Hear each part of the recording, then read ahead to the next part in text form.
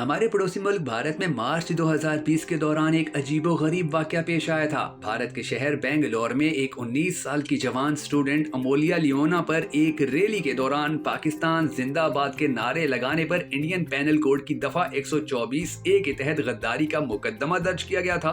20 फरवरी 2020 को शहरियत के मतनाज़े कानून CAA के खिलाफ होने वाली उस रैली में जब अमोलिया ने पाकिस्तान जिंदाबाद का नारा लगाया तो उनको अपनी बात पूरी करने का मौका ही नहीं दिया गया था और उन्हें स्टेज से खींचकर हटा दिया गया। अमोलिया का पूरा वीडियो देखने से पता चलता है कि वो उस नारे को समझाने की कोशिश कर रही थी, लेकिन किसी ने उन्हें बोलने ही नहीं दिया और साथ ही इस बात को भी नजरअंदाज किया गया कि वो भारत जिंदाबाद के नारे भी लगा रही थी। लेकिन यहाँ ये सवाल पैदा होता है कि क्या भारत में पाकिस्तान जिंदाबाद का नारा लगाना गद्दारी और पाकिस्तान मुर्दाबाद कहना देशभक्ति यानी हुब्बुल वतनी का सबूत हो सकता है? आपने कमेंट सेक्शन के अंदर जरूर बता देना है कि क्या ऐसे नारों को मुल्क से दुश्मनी कहा जाना चाहिए या नहीं। मैं हूं शकील हैदर और आप देख रहे हैं आपका पसंदीदा चैनल भखर नेटवर्क वीडियो। दोस्तों, अगर आप पाकिस्तानी हैं तो आपके लिए ये जानना हैरान कुन होगा कि भारतीय सुप्रीम कोर्ट के एक मशहूर और मुमताज वकील दनीश दोए कहते हैं कि भारत में पाकिस्तान जिंदाबाद कहना गद्दारी नहीं है। वो कहते हैं कि गद्दारी तो दूर की बात, ये कोई गुनाह भी नहीं है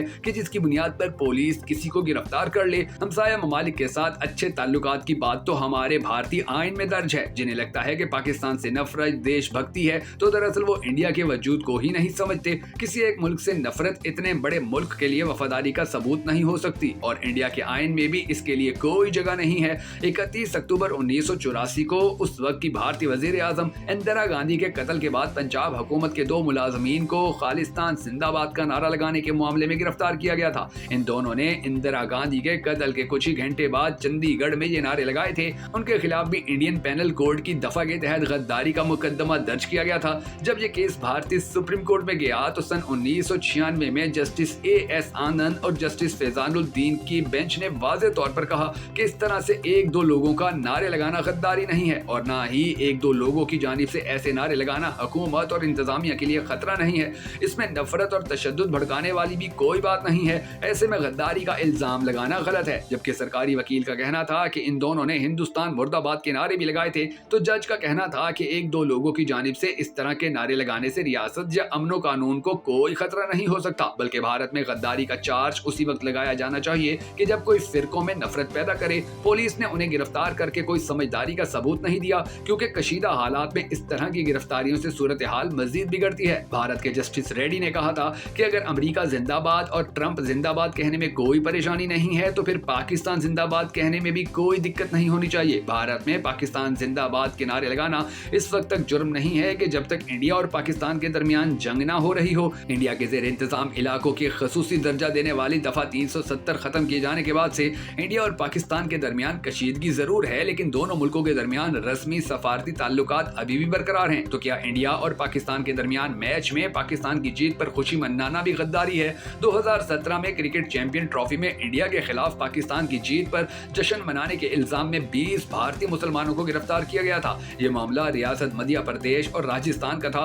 इन लोगों पर गद्दारी का मुकदमा दर्ज किया गया था, लेकिन बाद में मध्य प्रदेश के 15 लोगों पर से ये मुकदमा हटा दिया गया था। हाल ही में ऑस्ट्रेलिया में खवातीन का T20 क्रिकेट मैच कवर करने वाले सहाफी विवेक कुमार का कहना था कि जब भी इंडिया और ऑस्ट्रेलिया के दरमियान क्रिकेट मैच होता है तो बड़ी तादाद में वहां बसने वाले इंडियन स्टेडियम में मैच देखने आते हैं और स्टेडियम में बैठकर भारत माता की जय और वंदे मातरम के नारे लगाते हैं। इस पर कोई ये सवाल नहीं उठाता कि आप यहाँ की खाते हैं और इंडिया की गाते हैं, बल्कि वहाँ के लोग इससे महफूज होते हैं। लिहाजा जहाँ पसंद के हवाले से किसी को गद्दार करार नहीं दिया जाता। दूसरी जानिब इंडियन क्रिकेट टीम के कप्तान विराट कोहली से जब नवंबर 2018 में एक मतदाता ने कहा कि उसे इंडियन खिलाड़ियों से ज्यादा अंग्रेज और ऑस्ट्रेलियाई खिलाड़ी पसंद हैं, तो कोहली ने उसे इंडिया छोड़कर दूसरे मुल्क में बसने की इस्लाह दे डाली थी। इंडियन लड़कियां इमरान खान, वसीम अकरम या शेब अख्तर को खूब पसंद करती हैं और ऐसा भी नहीं कि सिर्फ मुसलमान लड़कियां ही उन्हें पसंद करती हों।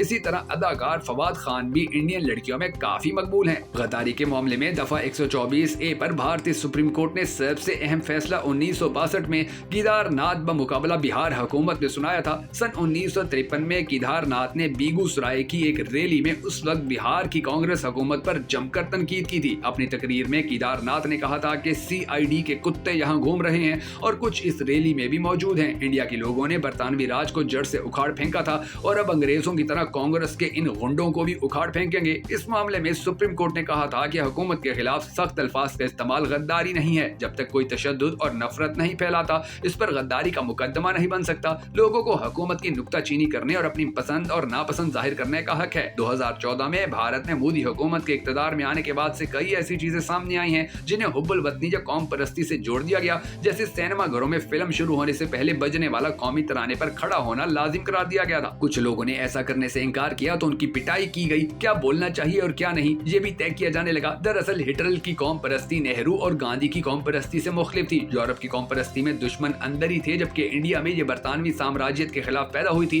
जिसने लोगों को बरतानवी हुकूमत के खिलाफ मुत्तहिद किया और जहां बुनियादी शनाख्त इंडियन थी और इसमें जात पात जबान या मजहब की अहमियत नहीं थी। 1922 में महात्मा गांधी को गद्दार करार दिया गया। अंग्रेज इस कानून का इस्तेमाल करके आजादी का नारा लगाने वालों को जेल में डालते थे। इंडिया के गद्दारी के ये कानून आजाद इंडिया में आज भी चल रहा है और इसका भरपूर इस्तेमाल भी किया जा रहा है, जबकि खुद बरतानिया ने सन 2009 में इस कानून को खत्म कर दिया था।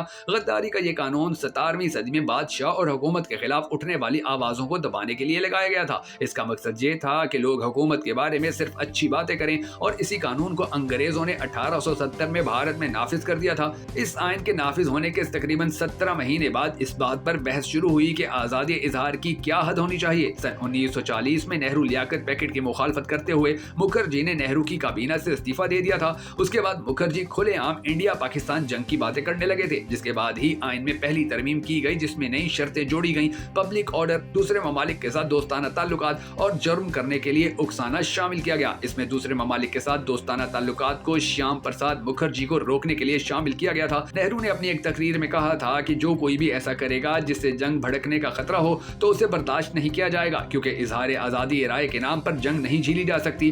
जवाब में श्याम प्रसाद मुखर्जी ने कहा था कि मुल्क का बंटवारा एक गलती थी और एक ना एक दिन इसे खत्म करना होगा, चाहे इसके लिए ताकत का ही इस्तेमाल क्यों न करना पड़े। तब हक तो ये बनता था कि बीजेपी के अरकान परवेश वर्मा और मरकजी वजीर अनुराग ठाकर पर गद्दारी का मुकदमा दर्ज होना चाहिए था, क्योंकि उन्होंने जो कुछ भी कहा वो रियासत में अमनो कानून के लिए खतरा और तशद्दुद भड़काने के लिए था। लेकिन अभी तक इन दोनों पर कोई मुकदमा नहीं किया गया और ना जाने मुस्तकबिल में भी दर्ज हो पाएगा या नहीं। दोस्तों, अगर आपको भगत नेटवर्क वीडियोस की ये वीडियो पसंद आई हो तो हमें सपोर्ट करने के लिए इस वीडियो को लाइक और शेयर जरूर कर दीजिएगा।